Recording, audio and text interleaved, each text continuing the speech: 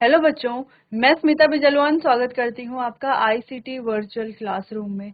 आशा करती हूँ आप सभी स्वस्थ होंगे और अच्छे से अपनी पढ़ाई कर रहे होंगे।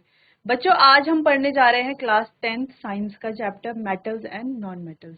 तो जैसा कि आप जानते हैं, अपने प्रीवियस लेक्चर में हमने ये चैप्टर पूरा कंप्लीट कर लिया था।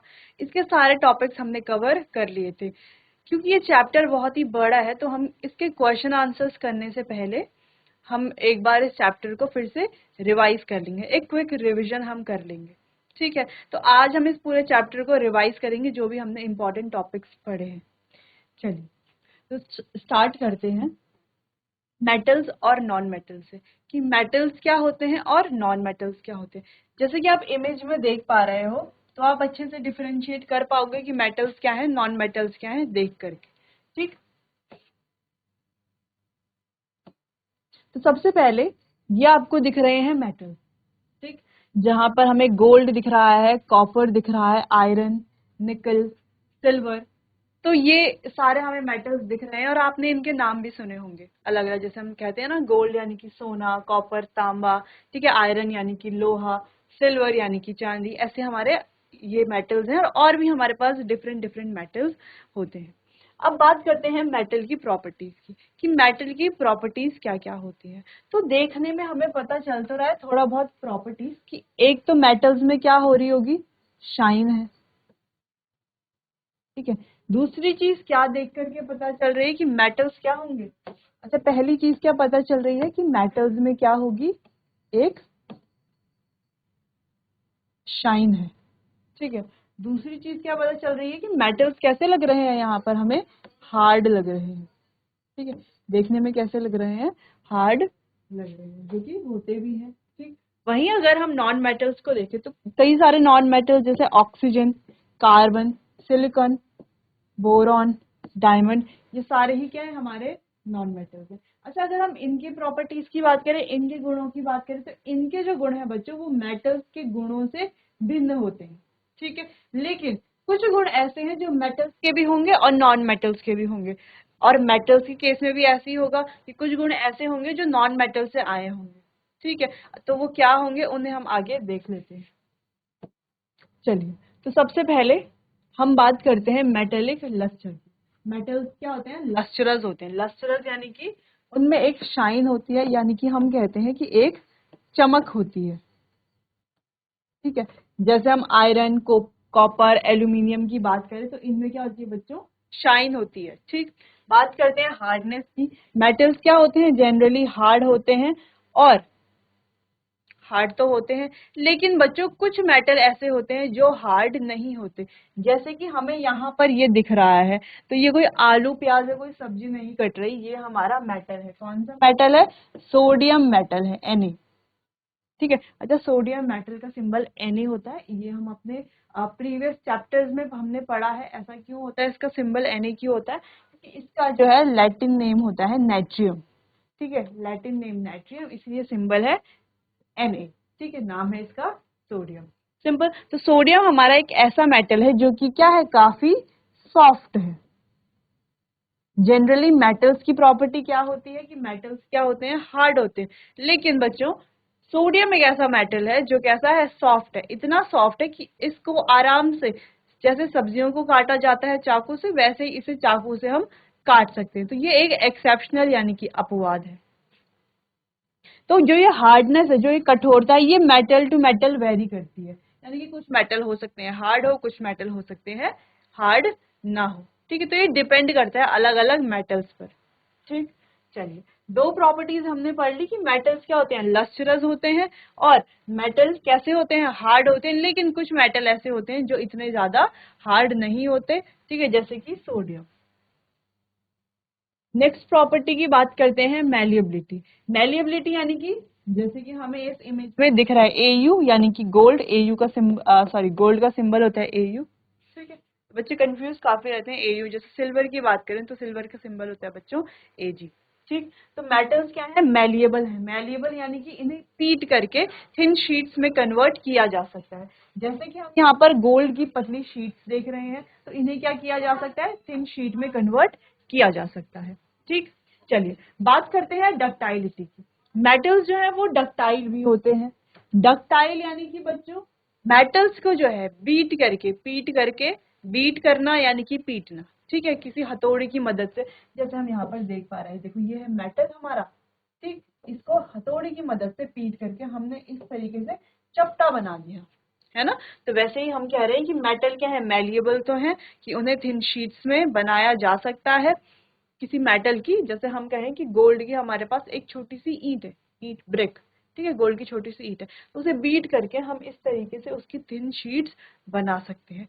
वही बात करते हैं कि वो डक्टाइल भी होते हैं। डक्टाइल यानी कि उनको बीट करके, यानी कि उनको पीट करके किसी हथौड़े की मदद से या किसी अदर इक्विपमेंट की मदद से हम क्या कर सकते हैं, उन्हें थिन वायर्स में कन्वर्ट कर सकते हैं, यानी कि पतली तार उसकी बना सकते हैं। जैसे यहाँ पर हम देख रहे हैं कि कॉपर मेटल हमारे पास है, तांबा जिसे कहते हैं, और हमने देखा है कि जो हमारे घरों में भी तार होती है, उसके अंदर वो जो तार है, बाहर से तो हमें क्या दिखती है, प्लास्टिक की कोटिंग, लेकिन अंदर से जो वायर है वो कौन सी वायर होती है, वो कॉपर वायर होती है, जिसको हम अपने इलेक्ट्रिकल अप्लायंसेस में या जहां भी हम यूज करते हैं तार में, ठीक। चलिए, तो वो यानी कि ये जो कॉपर मेटल है ये क्या शो करता है, डक्टाइलिटी शो करता है। इसे बीट करके यानी कि पीट करके हम जो है थिन वायर में कन्वर्ट कर सकते हैं। और यहाँ तक कि हम 1 ग्राम गोल्ड से बच्चों 2 किलोमीटर लंबी वायर बना सकते हैं, सिर्फ 1 ग्राम गोल्ड से। वो इतना डक्टाइल होता है, इतना ज्यादा डक्टाइल होता है कि 1 ग्राम गोल्ड से 2 किलोमीटर लेंथ वाली एक वायर तैयार हो सकती है, ठीक है। चलिए, तो अभी तक हमने कुछ प्रॉपर्टीज की बात करी कि पहले क्या है, हार्डनेस की हमने बात की कि मेटल्स क्या होते हैं, हार्ड होते हैं, लेकिन कुछ मेटल हार्ड नहीं होते, जैसे कि हमने सोडियम की बात की। नेक्स्ट बच्चों, हमने बात की थी कि मेटल क्या होते हैं, लस्ट्रस होते हैं, यानी कि शाइनी होते हैं, बिल्कुल शाइनी होते हैं। फिर हमने मैलिएबिलिटी और डक्टाइलिटी की बात की कि उन्हें थिन शीट्स में और वायर्स में कन्वर्ट किया जा सकता है। आगे बढ़ते हैं, कंडक्टर ऑफ इलेक्ट्रिसिटी की बात करते हैं। मेटल्स जो है वो क्या होते हैं, good conductor of heat and electricity होते हैं बच्चों। अब बात करते हैं नेक्स्ट प्रॉपर्टी की, जो है सोनोरिटी। मेटल्स क्या होते हैं, सोनरस होते हैं। सोनरस यानी कि साउंड प्रोड्यूस करते हैं, क्या करते हैं, प्रोड्यूस साउंड, यानी कि साउंड पैदा करते हैं, साउंड उत्पन्न करते हैं जब उनके सरफेस पर हीट किया जाता है। तो आपने देखा होगा, कोई भी मेटल आप देख लें, कोई भी, वो लोहा हो, वो कुछ भी हो, कोई भी मेटल आप देख लो, जब आप उस पर एक स्ट्राइक करते हो, एक मारते हो, तो आप क्या देखते हो कि वो एकदम जो टंग सी आवाज क्या आती है, वहां पर आती है। क्यों आती है, ये किस वजह से आती है, क्योंकि मेटल्स क्या होते हैं, सोनरस होते हैं। वहीं आप एक लकड़ी को मारो, है ना, लकड़ी या ये मार्कर है, तो ये प्लास्टिक से बना है, इसमें मैं कितना भी मारूं तो एक टक टक की तो आवाज आएगी, क्योंकि हम इसको बीट कर रहे हैं, क्योंकि दो चीजें आपस में क्या हो रही है, टकरा रही है, तो टक टक की आवाज आएगी, लेकिन वो टन वाली आवाज नहीं आएगी, जो कि हमें, जब हमने टेम्पल्स में हम गए हैं, मंदिरों में हम जाते हैं, तो वहां पर हम बेल देखते हैं, चर्च में हम बेल्स देखते हैं, स्कूल में हम बेल्स देखते हैं, बहुत सारी अलग अलग जगहों में हम क्या देखते हैं, बेल्स देखते हैं घंटियां, बेल देखते हैं, ठीक है। हमने देखा है कि जो हमारे पेट्स होते हैं, पेट्स के गलों में भी बांधते हैं घंटी, बांधते हैं, तो उनसे आवाज कैसे आती है, टंग टंग टंग टंग आवाज आती है। तो ऐसी आवाज क्यों आती है, क्योंकि वो जो बेल है बच्चों, वो मेटल की बनी हुई होती है,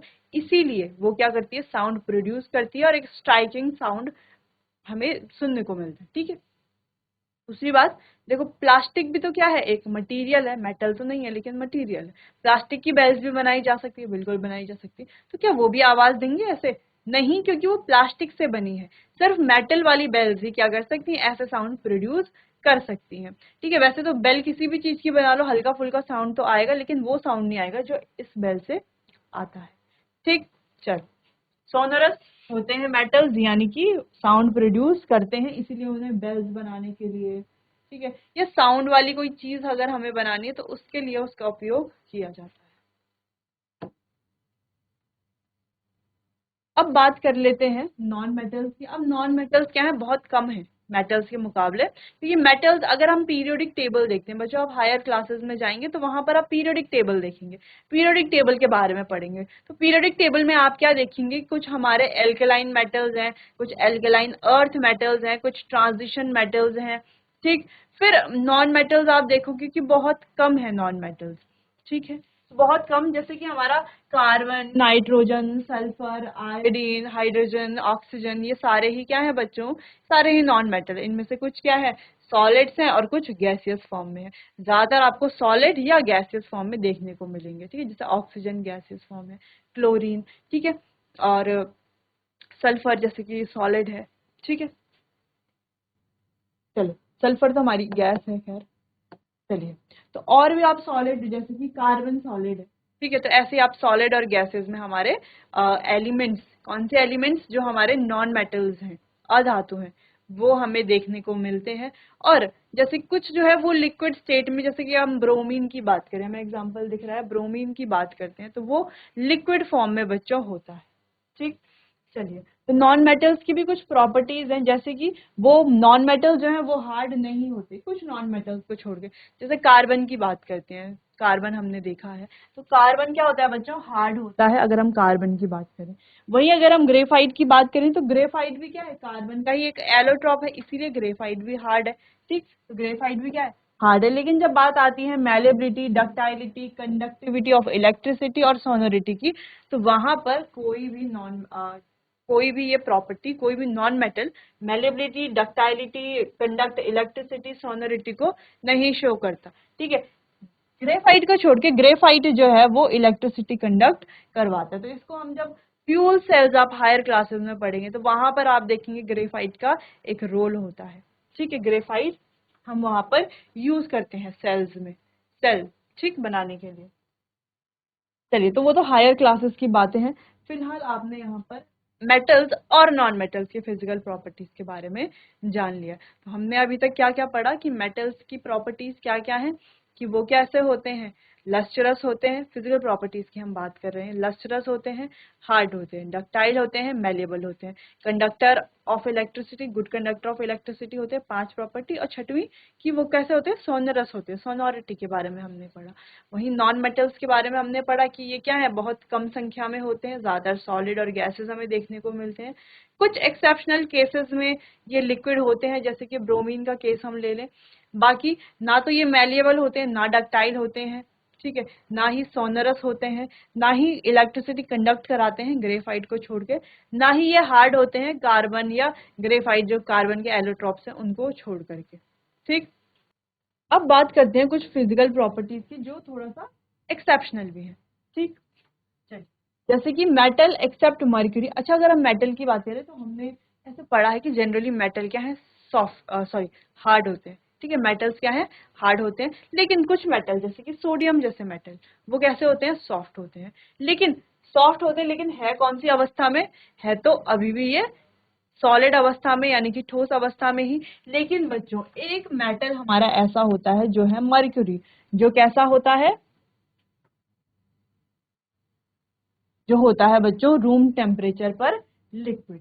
कैसा होता है, रूम टेम्परेचर पर लिक्विड होता है, ठीक। अब जो मेटल्स हैं उनका जो मेल्टिंग पॉइंट है, यानी कि जिस पॉइंट पर वो मेल्ट होते हैं, गलते हैं, वो बहुत ज्यादा है। लेकिन बच्चों, गैलियम और सीजियम, आप देख पा रहे हो, गैलियम और सीजियम बहुत ज्यादा लो इनका मेल्टिंग पॉइंट होता है। अगर हम इन्हें अपनी हथेली पर भी रख दें तो ये क्या हो जाते हैं, मेल्ट होने लग जाते हैं, ठीक। तो कौन से मेटल है, गैलियम सीजियम, आपको ध्यान रखना है। Next, iodine is non metal but it is lustrous. अब हम बात करते हैं आयोडीन की, जैसे कि हमें यहाँ पर दिख भी रहा है, तो ये कैसा दिख रहा है, ये शाइनी दिख रहा है, यानी कि लस्ट्रस दिख रहा है। यानी कि आयोडीन है तो नॉन मेटल, लेकिन प्रॉपर्टी कौन सी वाली कैरी कर रहा है, मेटल वाली प्रॉपर्टी कैरी कर रहा है। तो यहाँ पर हमने सारे वही पॉइंट्स दिखे हैं जो एक्सेप्शनल है। चलिए, बात करते हैं कार्बन की। कार्बन नॉन मेटल है, डिफरेंट फॉर्म में एग्जिस्ट करता है, जिसको हम एलोट्रॉप्स कहते हैं, जो हम अभी आगे चैप्टर में पढ़ेंगे कार्बन एंड इट्स कंपाउंड में। एलोट्रॉप्स हैं बच्चों इसके ग्रेफाइट, डायमंड, बकमिंस्टर फुलरीन, ठीक है। चलिए, अब diamond is the hardest natural substance. अब डायमंड क्या है, सबसे हार्डेस्ट नेचुरल सब्सटेंस है, लेकिन कैसा है, नॉन मेटल है, मेटल नहीं है, कैसा है, नॉन मेटल है, ठीक है। And has very high melting and boiling point, graphite is conductor of electricity. और ये जो डायमंड है इसका जो मेल्टिंग और बॉइलिंग पॉइंट है वो भी बहुत ज्यादा हाई है। अगर हम ग्रेफाइट की बात करते हैं तो ग्रेफाइट इलेक्ट्रिसिटी कंडक्ट कराता है, क्योंकि हम क्यों पढ़ रहे हैं इलेक्ट्रिसिटी कंडक्ट कराता है, क्योंकि बच्चों वो एक नॉन मेटल है और मेटल जैसी प्रॉपर्टी शो कर रहा है। बात करते हैं एल्कलाई मेटल, जो हमारे लिथियम, सोडियम, पोटेशियम है, वो कैसे होते हैं? सॉफ्ट होते हैं, जिस वजह से उनको जो है चाकू से भी काटा जाता है, और इनकी डेंसिटी यानी कि घनत्व और मेल्टिंग पॉइंट भी बहुत ज्यादा कम होते हैं, जो आमतौर पर मेटल्स के नहीं होते। मेटल्स की जो है डेंसिटी हाई होती है, ठीक है, उनका मेल्टिंग पॉइंट भी क्या होता है? हाई होता है, जैसे कि हमने यहाँ पर भी पढ़ा। लेकिन कुछ का मेल्टिंग पॉइंट लो होता है, कुछ बहुत ज्यादा सॉफ्ट होते हैं।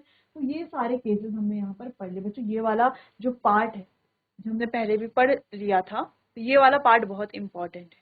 ठीक, चलिए, तो इतना आपको एक बार देख लेना, एक बार आप इसे देखिए, फिर आगे कंटिन्यू करते हैं। चलिए, तो फिजिकल प्रॉपर्टीज की बात तो हो गई है ना, यानी कि भौतिक जो गुण हैं उनकी बात तो हो गई। अब हमने मेटल्स और नॉन मेटल्स दोनों की फिजिकल प्रॉपर्टीज पढ़ ली हैं। उनमें जो एक्सेप्शनल केसेस हैं, एक्सेप्शनल केसेस सबसे इंपॉर्टेंट है, एक्सेप्शनल केसेस पढ़ना, क्योंकि कोई नॉर्मल स्टूडेंट है उसको भी पता है मेटल्स की क्या प्रॉपर्टी है और नॉन मेटल की क्या प्रॉपर्टी है, लेकिन जो पढ़ने वाला बच्चा है उसी को पता होगा कि एक्सेप्शनल केसेस क्या है। कि आयोडीन, उसी को पता होगा कि आयोडीन कैसा है? लस्टरस है। दो आयोडीन क्या है बच्चों? एक नॉन मेटल है, लेकिन फिर भी क्या है? लस्टरस है, यानी कि मेटल जैसी प्रॉपर्टी शो करता है। वहीं जो हमारे क्या है? एल्कलाई मेटल्स है, लिथियम, सोडियम, पोटेशियम, ये कैसे होते हैं बच्चों? सॉफ्ट होते हैं, जबकि ये क्या है? मेटल्स हैं, उनकी प्रॉपर्टी क्या होनी चाहिए थी? ये हार्ड होने चाहिए थे, लेकिन ये कैसे होते हैं? सॉफ्ट होते हैं। इनकी डेंसिटी भी लो होती है और मेल्टिंग पॉइंट भी कम होता है। ठीक है, चलिए देख लीजिए इसे एक बार। तो बच्चों, फिजिकल प्रॉपर्टीज की बात तो हो गई, सारी फिजिकल प्रॉपर्टीज को हमने अच्छे से पढ़ लिया। बात करते हैं केमिकल प्रॉपर्टीज, यानी कि रासायनिक गुण की। अब ये जो केमिकल प्रॉपर्टीज है ये बहुत ज्यादा इंपॉर्टेंट है। देखो, फिजिकल प्रॉपर्टीज तो इजी है, हम एक बार पढ़ लेंगे, रिवाइज कर लेंगे, याद हो जाएंगे, लेकिन केमिकल प्रॉपर्टीज हमें बार बार इसको पढ़ना पड़ेगा, रिएक्शंस को बार बार देखना पड़ेगा। ठीक है, चलिए, तो एक बार रिवाइज कर लेते हैं सारी केमिकल प्रॉपर्टीज की। तो सबसे पहले बर्निंग ऑफ मैग्नीशियम की बात करते हैं। तो मैग्नीशियम रिबन जब जलता है बच्चों, अच्छा, ये वाली प्रोसेस तो हम क्लास 8th 9th में भी हमने पढ़ी है, क्लास 7th में हमने पढ़ी है मैग्नीशियम रिबन की, कि जब मैग्नीशियम रिबन को जलाया जाता है, किसके साथ? ऑक्सीजन के साथ ही तो जलेगा। मैग्नीशियम रिबन जलेगा ऑक्सीजन के साथ, तो बनाएगा मैग्नीशियम ऑक्साइड। उसी मैग्नीशियम ऑक्साइड को अगर हम पानी में घोलते हैं, क्या करते हैं?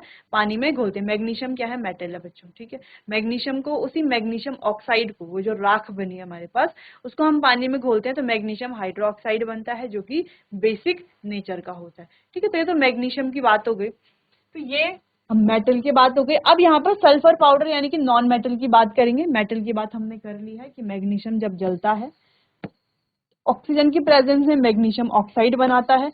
मैग्नीशियम ऑक्साइड जब हम इसको पानी में घोलते हैं, डिसॉल्व करते हैं, तो मैग्नीशियम हाइड्रो ऑक्साइड हमें देखने को मिलता है, जो कैसा है? बेसिक नेचर का होता है। बेसिक नेचर में का होने की वजह से ये क्या करता है बच्चों? रेड लिटमस को ब्लू में कन्वर्ट कर देता है। ठीक, चलो, अब बात करते हैं सल्फर पाउडर की। तो सल्फर पाउडर लेना है हमें, इसमें फ्यूम कलेक्ट करनी है by placing a test tube over burning sulphur. Burning sulphur के ऊपर टेस्ट ट्यूब हमें क्या करनी है? रखनी है ना। सल्फर को हमें जलाना है, उसके ऊपर टेस्ट ट्यूब रखनी है, उसमें उसके जो फ्यूम्स है उसको इकट्ठा करना है। उन फ्यूम्स में हमें क्या करना है? वाटर डालना है। हम देखेंगे कि सल्फरस एसिड हमारी फॉर्म हो जाएगी। अभी सल्फरस एसिड फॉर्म हुई है, तो ये क्या करेगी बच्चों? ब्लू लिटमस को रेड में कन्वर्ट कर देगी। तो हमने क्या देखा कि जो हमारा नॉन मेटल है ना, नॉन मेटल सल्फर, ये क्या बना रहा है? ये बना रहा है बच्चों एसिडिक ऑक्साइड। देखा हमने, एसिडिक ऑक्साइड यहाँ पर बना रहा है। और जो हमारा मेटल है वो बना रहा है बेसिक ऑक्साइड। हमने जाना कि मेटल क्या बना रहा है? Basic oxide. तो दोनों हमें ध्यान रखना है कि जो नॉन मेटल है वो एसिडिक ऑक्साइड बना रहा है, और जो मेटल है वो बेसिक ऑक्साइड बना रहा है। तो एमसीक्यू में ये क्वेश्चन अक्सर पूछा जाता है कि नॉन मेटल कौन सा ऑक्साइड बनाते हैं, या जो है कि एसिडिक ऑक्साइड कौन बनाता है, मेटल्स या नॉन मेटल्स। ठीक है, तो कई बार 1 मार्क में क्वेश्चन आ जाता है और आपको जो है रिएक्शन पे लिखनी होती है, तो आपको ध्यान रखना है। ठीक है, चलिए, तो जब मेटल को हम हवा में जलाते हैं तब क्या होता है? जैसे हमने मैग्नीशियम की बात की, तो मैग्नीशियम रिबन को जब हम हवा में जलाते हैं तो क्या होता है? जलता है ना। कैसे जलता है? इस तरीके से ब्राइट व्हाइट लाइट के साथ जलता है और मैग्नीशियम ऑक्साइड बनाता है। ठीक, चलिए, तो ऐसी बात कर लेते हैं। हमें क्या करना है? अलग अलग मेटल्स को जलाने की कोशिश करनी, जैसे एल्यूमिनियम हो गया, मैग्नीशियम हो गया, जिंक हो गया, सोडियम हो गया, आयरन हो गया, कॉपर हो गया, इन्हें जलाने की हमें कोशिश करनी है। ठीक, फिर हमें क्या देखना है कि सोडियम कैसे बर्न होता है येलो फ्लेम के साथ, हमें दिख भी रहा है इमेज में कि सोडियम कैसे बर्न हो रहा है येलो फ्लेम के साथ। देखो मैग्नीशियम कैसे बर्न हो रहा है व्हाइट ब्राइट लाइट के साथ, ठीक है, ब्राइट व्हाइट लाइट, हम प्रीवियस क्लासेस में हम पढ़ते हैं, ठीक। कॉपर कैसे बर्न हो रहा है, हमें दिख रहा है कॉपर ब्लू ग्रीन लाइट के साथ, और एल्यूमिनियम कैसे बर्न हो रहा है बच्चों, व्हाइट लाइट के साथ, येलोइश व्हाइट लाइट के साथ ये बर्न हो रहा है, ठीक है। तो मेटल का जो सरफेस है बच्चों वो कैसा हो जाता है, सिल्वर होने लगता है जलने के बाद। तो आपने कभी भी अपने आसपास कोई मेटल देखा होगा, जैसे आपने लोहा देखा होगा, लोहे को आपने जलता हुआ देखा होगा, ठीक है, तो जब उसको बर्न करके कुछ देर छोड़ देते तो उसके ऊपर क्या जाते हैं, एक व्हाइटिश लेयर आ जाती है, जिसको हम यहाँ पर सिल्वर व्हाइट भी कह रहे हैं। तो सिल्वर व्हाइट हो जाता है जलने के बाद, ठीक। चलिए, तो मेटल्स की रिएक्टिविटी यहाँ पर हमने लिखी है, oxygen to oxygen in decreasing order, यानी कि घटते हुए क्रम में मेटल्स की रिएक्टिविटी की बात हमने की है। जैसे सबसे ज्यादा रिएक्टिव है सोडियम, मैग्नीशियम, एल्यूमिनियम, फिर जिंक, फिर आयरन, फिर लेड, फिर कॉपर, ठीक है। चलिए, of the products metal oxides में से बच्चों जो सोडियम ऑक्साइड होता है इज सॉल्यूबल इन वाटर। बाकी जितने भी हमारे मेटल ऑक्साइड होते हैं वो कैसे होते हैं, इनसॉल्यूबल होते हैं, ठीक है। तो सिर्फ सोडियम ऑक्साइड वाटर के साथ सॉल्यूबल है, बाकी जो है वो सारे इनसॉल्यूबल है। एक बार आप इसे देख लीजिए। चलिए, अब अगला है, जब मेटल बर्न होते हैं एयर में तो क्या होता है बच्चों, मेटल क्या करते हैं, मेटल जब बर्न होंगे एयर में तो मेटल ऑक्साइड बनाएंगे, सिंपल सी बात ये है। अब ये मेटल ऑक्साइड कैसे होती है, बेसिक होती है नेचर में, ठीक है। अच्छा, ये वाली रिएक्शन इंपॉर्टेंट है, ये वाली रिएक्शन आप देख लेना, ठीक है। चलिए, तो यहाँ तक भी हो गया। अब कुछ और रिएक्शंस है यहाँ पर, जैसे कि यहाँ पर लिखा हुआ है कि पोटेशियम और sodium react so vigorously that they catch fire if kept in the open, hence they kept in kerosene oil. अच्छा, सोडियम और पोटेशियम जो है इतने ज्यादा रिएक्टिव, हमें पता है कि सोडियम और पोटेशियम हाईली रिएक्टिव होते हैं। रिएक्टिविटी सीरीज जब हमने पढ़ी थी तो देखा था कि सबसे ज्यादा रिएक्टिव कौन है हमारे, यही तो है, सोडियम पोटेशियम, ठीक। अब ये इतने ज्यादा रिएक्टिव है कि इनको हवा में खुला नहीं छोड़ा जा सकता, ये तुरंत क्या कर जाते हैं, रिएक्ट कर जाते हैं। तो इनको केरोसिन ऑयल में स्टोर करके रखा जाता है, ठीक है, जब यूज होता है तभी इन्हें बाहर निकाला जाता है। तो सारे ही मेटल क्या करते हैं, अलग अलग तरह से रिएक्टिविटी शो करते हैं ऑक्सीजन की तरफ। एयर की बात करें, एयर में सिंपली हम ऑक्सीजन की ही बात कर रहे हैं, ठीक है। ऑर्डिनरी टेम्परेचर की बात करें, जैसे कुछ मेटल जैसे कि magnesium, aluminium, zinc, lead etcetera are covered with a thin protective layer of oxide, it prevents metal from further oxidation. चलो, तो हमने ये पॉइंट पढ़ा होगा कि मैग्नीशियम को जलाने से पहले उसको क्या किया जाता है बच्चों, साफ किया जाता है सैंड पेपर की मदद से, ठीक है। तो क्यों ऐसा क्यों कर रहे हैं हम कि मैग्नीशियम को जलाने से पहले सैंड पेपर से क्यों साफ किया जा रहा है उसको, क्योंकि बच्चों वो रूम टेम्परेचर पर क्या करता है, रिएक्ट करता है और क्या बनाता है, thin protective layer of oxide, यानी कि अपने ही ऑक्साइड की एक थिन लेयर अपने चारों ओर बना देता है, ठीक है, जिससे कि ये फर्दर आगे ऑक्सीडेशन से बच जाता है, ठीक। तो हम क्या करते हैं, जब हमें उसे जलाना होता है तो हम वो लेयर हटाते हैं सैंड पेपर से। क्यों हटाते हैं उस लेयर को, क्योंकि अगर हम उस लेयर को नहीं हटाएंगे तो हमें जो है, जो मेटल हमें चाहिए, प्योर जो हमें चाहिए वो हमें नहीं मिलेगा, उसमें ऑक्साइड पहले से हो जाएगा, है ना। तो इसलिए हम क्या करते हैं, वो जो लेयर होती है ऊपर से उसको सैंड पेपर की मदद से साफ कर लेते हैं, ठीक। चलिए, आयरन डज नॉट बर्न, तो वही पॉइंट यहाँ पे लिखा गया, कुछ मेटल जो है वो क्या करते हैं, थिन प्रोटेक्टिव लेयर बना लेते हैं अपने बाहर ऑक्साइड की, जो उनको फर्दर ऑक्सीडेशन से बचा देती है। चलिए, तो iron does not burn on heating, तो आयरन को हीट करने पर वो नहीं जलता, लेकिन जो आयरन फिलिंग्स हैं, जिसको हम लोहे का बुरादा भी कह सकते हैं, ठीक है, तो ये जो आयरन फिलिंग्स होती हैं बच्चों, ये बहुत ही विगोरसली जलती हैं जब इन्हें फ्लेम के ऊपर, जैसे आप देख भी पा रहे हो, देखो आयरन फिलिंग्स को फ्लेम के ऊपर डाला जा रहा है, कैसे एकदम से ये क्या करती हैं, जलती हैं। नेक्स्ट बात करते हैं, कॉपर भी बर्न नहीं होता, लेकिन but the hot metal is coated with a black layer of copper two oxide, ठीक है, लेकिन जो ये मेटल है ये क्या होता है, कॉपर टू ऑक्साइड की लेयर से कोट हुआ रहता है। नेक्स्ट बढ़ते हैं, silver gold does not react with oxygen even at high temperature, तो जो भी हम ज्वेलरीज पहनते हैं वो ज्यादा सिल्वर और गोल्ड की होती है, क्योंकि बच्चों ये रिएक्ट नहीं करती है ऑक्सीजन के साथ। ठीक है, तो हमने देखा होगा गोल्ड जो है, जैसे अगर हम किसी और मेटल से हम आयरन की बात करें तो कुछ टाइम बाद जो है वो खराब होने लगता है ना, कुछ ही समय में उसकी शाइन चली जाती है। लेकिन गोल्ड और सिल्वर के साथ ऐसा नहीं होता। हालांकि सिल्वर के साथ भी होता है, सिल्वर जो है टार्निश जल्दी हो जाता है, ठीक, जल्दी भी नहीं होता, खैर टाइम लगता है। लेकिन गोल्ड और सिल्वर ऐसे मेटल हैं जो ज्यादा ऑक्सीजन के साथ रिएक्ट या ऑक्सीजन के साथ रिएक्ट नहीं करते। ठीक है, यहाँ तक कि हाई टेम्परेचर पर भी रिएक्ट नहीं करते। ठीक, जबकि और जो हमारे मेटल्स हैं वो कैसे होते हैं, काफी रिएक्टिव होते हैं। नेक्स्ट बात करते हैं एनोडाइजिंग की। तो एनोडाइजिंग के बारे में, the process of forming thick layer of oxide of aluminium. ठीक है, ये क्या प्रोसेस है, इस प्रोसेस में ऑक्साइड लेयर ऑफ एल्यूमिनियम की क्या हो जाती है, एक थिक लेयर फॉर्म हो जाती है। ठीक, this improve resistance against corrosion. अब ये जो थिक लेयर बाहर से फॉर्म हुई है, ये क्या करती है, संक्षारण से इसको बचाती है, यानी कि कोरोड होने से बचाती है। ठीक है, a clean aluminium article anode is electrolyse with dilute. जैसे कि हम इमेज में देख पा रहे हैं, एल्यूमिनियम, लेड और एल्यूमिनियम की लेयर, सॉरी आर्टिकल है यहाँ पर, इसको इलेक्ट्रोलाइज किया जा रहा है डाइल्यूट H2SO4 के साथ। तो यहाँ पर ऑक्सीजन गैस इवॉल्व होगी at the anode, react with aluminium. जब एनोड एल्यूमिनियम के साथ रिएक्ट करेगा, ऑक्साइड लेयर फॉर्म करेगा, तो गैस यहाँ पर इवॉल्व होगी। This oxide layer is died. ये जो ऑक्साइड लेयर है बच्चों, ये क्या है, डाइड है। ठीक है, सिंपल एनोडाइजिंग। बात करते हैं मेटल्स जब रिएक्ट करते हैं वाटर के साथ तब क्या होता है। देखो, मेटल वाटर के साथ रिएक्ट करेगा तो मेटल ऑक्साइड प्लस हाइड्रोजन, फिर इसी मेटल ऑक्साइड आगे फर्दर वाटर के साथ रिएक्ट करेगा तो बनाएगा मेटल हाइड्रोक्साइड। ठीक है, तो ये हमें पता है कि कोई भी मेटल ऑक्साइड जब वाटर के साथ रिएक्ट करेगा तो मेटल हाइड्रोक्साइड बनाएगा।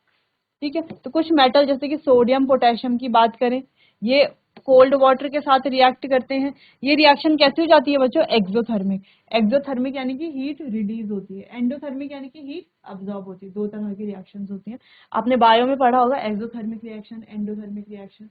ठीक, चलिए, so that the evolved hydrogen catches fire. जिस वजह से जो हाइड्रोजन गैस इवॉल्व हुई है वो क्या कर ले, आग पकड़ ले। सिंपल, देखो क्या हुआ है, पोटेशियम वाटर के साथ रिएक्ट करेगा, देखो क्या बना रहा है, KOH, और साथ में निकल रही है H2 गैस और हीट एनर्जी। तो ऐसे ही हमारी दूसरी रिएक्शन भी है जो कि सोडियम की। तो बच्चों, आज हमने जो हमारे फिजिकल प्रॉपर्टीज हैं और केमिकल प्रॉपर्टीज में कुछ प्रॉपर्टीज का रिवीजन हमने कर लिया है। बाकी जो रिवीजन बचा हुआ है उसको हम कंटिन्यू करेंगे अपने आने वाले अगले सेशन में। तब तक के लिए आपका बहुत बहुत धन्यवाद।